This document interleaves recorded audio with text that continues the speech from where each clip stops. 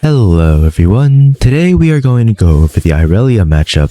It is definitely a hard matchup and really annoying as a counter. The thing with Yone is that all the leads you create can instantly disappear with one mistake, but that's kind of just what yonetop is. The way I approach this matchup is probably a bit different in the early game than most people, but before we get into that, let's go over some basics. Irelia is a problem for Yone because she beats Yone in a auto battle from her passive, and her W denies a ton of damage when we are using E. The most important thing is her passive bar and spacing her instead of just fighting to the end with autos. Generally, we want to use our E to dodge her E, but make sure you are reacting to it instead of predicting, and try to make sure you are in close enough range before using E so you can trade with her in your E. Finally, this might be an interesting way of looking at it, but if you are winning, it might be better to have 1v2s or isolated 1v1s against her, because sometimes your jungler coming to help will actually result in an easier fight for her than the 1v1 because of her passive. Anyways, that's the basic points. Make sure to like and subscribe. Love you all. Against champions that you don't beat in an auto battle, it's probably best to take exhaust. Now, regarding how you play. I think in the Irelia matchup, the biggest thing is just not inting, because if you die once, the lane is basically over. Unlike Yone, she just rushes board components and you'll just get 100 to 0 for existing.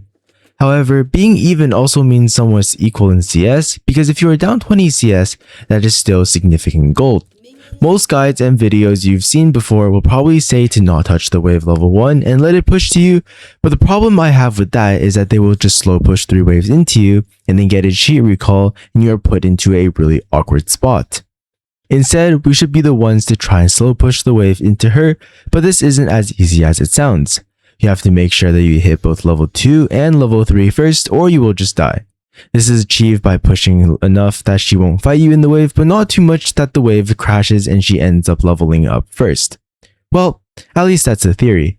Let's get into the game. We start by just autoing the wave because if we Q, she will come auto the wave. You might ask, what if she just uses Q on the first 3 minions and Q me for full passive? Well, I'm pretty sure you win that since you have exhaust, but it's important you have bone plating and you hit your Q. As the minions get low, we are still holding Q for if she uses Q, and when she does, we position ourselves to use it in a line that will hit both our minions and her in case she uses Q again. If she is using Q in our auto range, also make sure to auto. This applies to Yasuo E as well. With Q3 up, we airborne her and auto her before dragging away. If she used Q there, we would exhaust and run her down. Now we are in a nice spot of slow pushing the wave and crashing for a reset.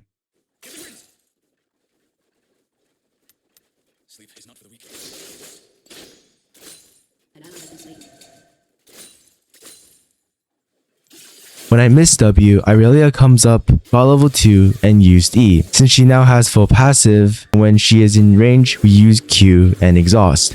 We then drag away from her to avoid auto and have minions do work. Since we are out of range, she now uses Q and we respond with Q auto flash so she can't auto us back. By the time she flashes, W is back up and we get level 3. Maybe it's better to level E second if you're using this strategy, since if her E hit me earlier, this would have been way closer.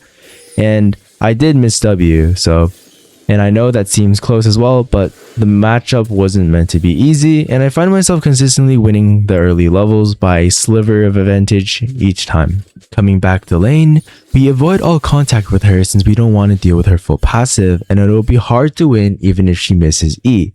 We also see Nefiri ganking since she has not warded. She will want to make sure we don't freeze, so we don't need to worry about her going to ward. When her stacks fall off and Nefiri shows, we go up to fight her.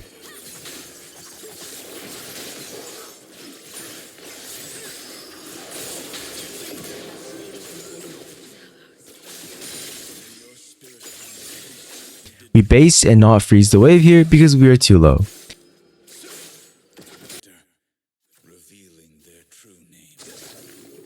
In this next fight, I play terribly, but let's see how one trick to space her auto-save the fight. We get some good initial poke off, but should have autoed instead of just throwing Q3. Then I did not react to her E, but rather predicted, and even got hit by it afterwards. To save this, we first stack Q3 before E runs out, and Q3 away when she uses Q. However, she has a second Q up.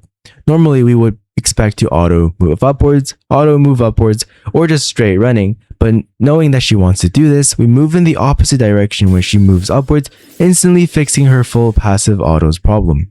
We drag away and only stop for Q stacks. Stalling for W, we Q3 auto, W to block damage, and win even with such a big throw.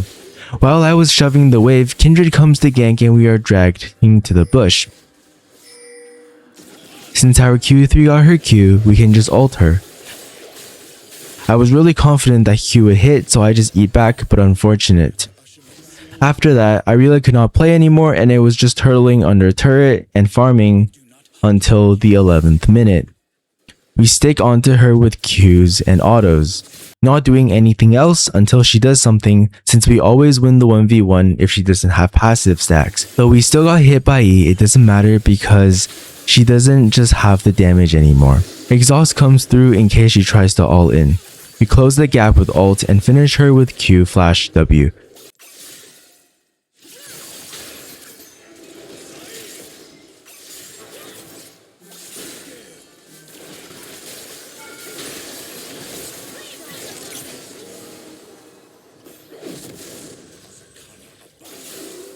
We continuously poke at the turret since she won't fight us.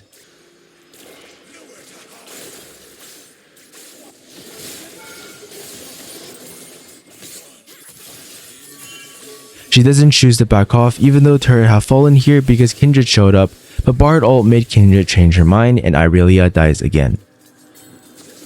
I look for Kindred after in her jungle, and while I do find her, she leaves, so we follow with ultimate. But since the Nasus was there and I hadn't expected the flash, she survived.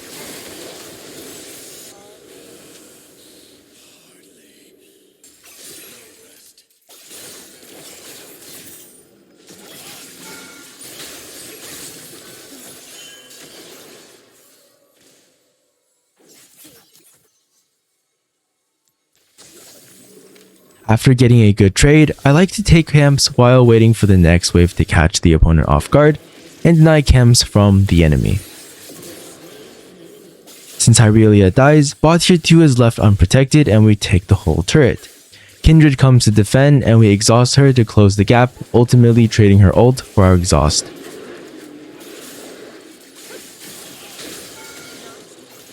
Since we know that Gromp was up and she came from base, it was likely she was on Wolves, so we find her and I flash on her.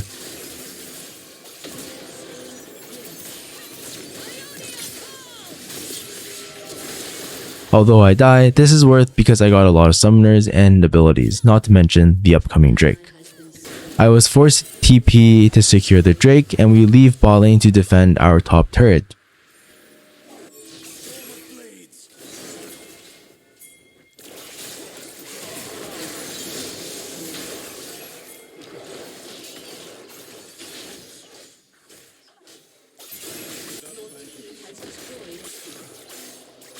After basing, we see a fight mid, so we run straight there. Once again, getting the enemy's abilities, leaving Kindred for our team before rotating to defend bot.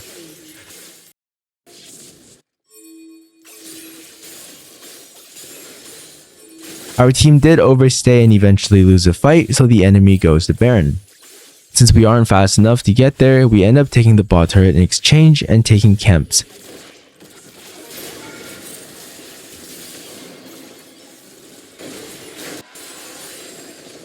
We even camp the Kindred by just using ours since she doesn't have her dash. After basing and going top lane to lane, both Irelia and Nasus shows up, and honestly I probably could have played it better, but the Nasus damage was unexpected and the attack speed nerf is just crazy. When I respawned, I went top again where Nasus was still staying and I expected myself to win with these items, but ran to an Omen for the win I guess.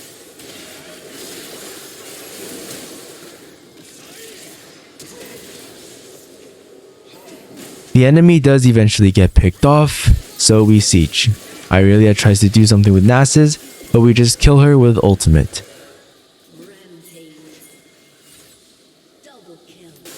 The enemy gives up and decides to FF. Thanks for watching, make sure to like and subscribe. Bye bye.